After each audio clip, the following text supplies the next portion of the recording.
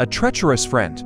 A lifetime's lesson. Once upon a time, in a quiet village nestled among green hills, there lived a young man named Edmund. He had inherited his father's old blacksmith workshop and was known for his honest hands and warm heart.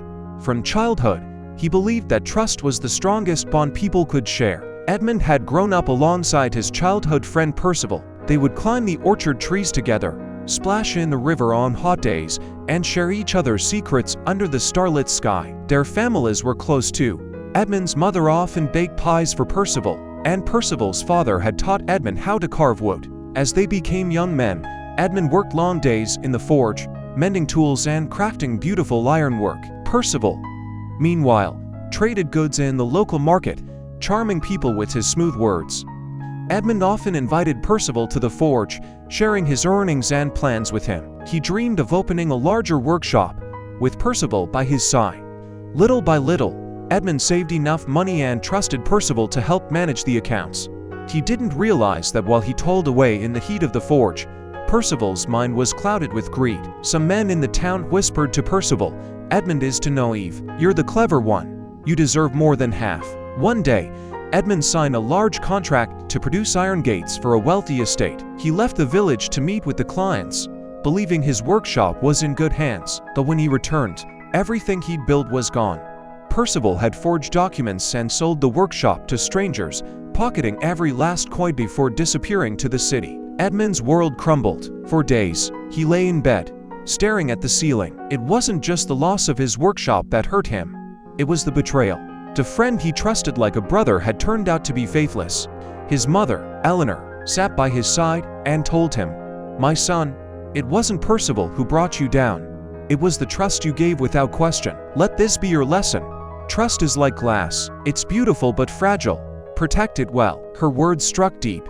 Edmund realized he could either bury himself in sorrow or rise from it. He packed his few belongings and left for the city where no one knew him. There, he worked in old, smoky forges for meager pay, learning new techniques from master craftsmen. He studied how to manage money, how to test people's loyalty, and how to build trust the right way. Years passed.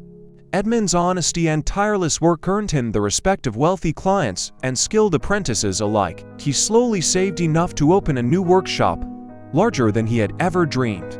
He named it Ironheart Forge, a symbol of his resilience. He took in young men who, like him once, had lost everything but still carried hope in their hearts. Meanwhile, Percival's ill-gotten fortune was squandered among shallow friends and empty pleasures. Betrayers attract betrayers.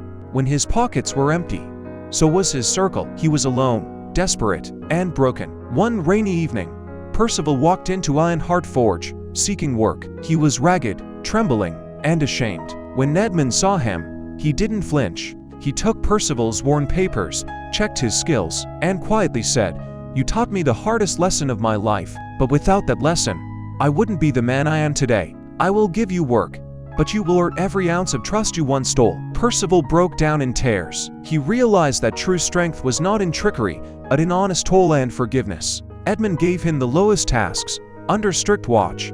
Over time, Percival changed. He learned humility in the clanging heat of the forge. He saw the lives Edmund was changing.